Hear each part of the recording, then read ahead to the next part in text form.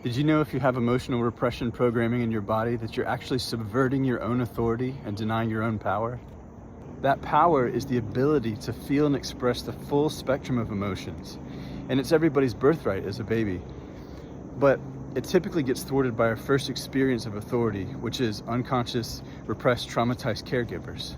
See, the nature of repression is that if I'm trying to control my own emotions to stay safe, then I'm probably going to be trying to control the emotions of the people around me too.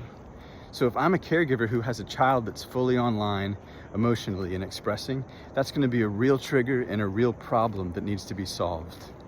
This is where we start hearing messages from caregivers who say repress their own vulnerable emotions like hurt and sadness and grief, like don't be so sensitive or emotional, or don't let them see your weakness.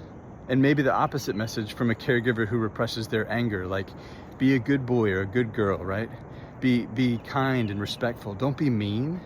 I know that sounds pretty normal and common, but it's actually a really serious problem because it teaches kids to slowly and subtly push down their full expression, which leads as adults to every kind of mental health issue that you could imagine or name. And this is why things like depression or anxiety or addiction or chronic pain or even some diseases look like they're genetic or inherited or ancestral. Because repressed caregivers raise repressed kids who become repressed caregivers who raise repressed kids, and on and on. So here's the key.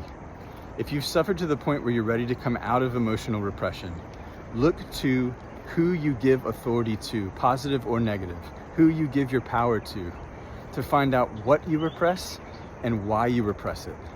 You can use every authority that you previously felt stuck with as a means to come back into your own emotional authority and get free. Learn how at repressiontest.com.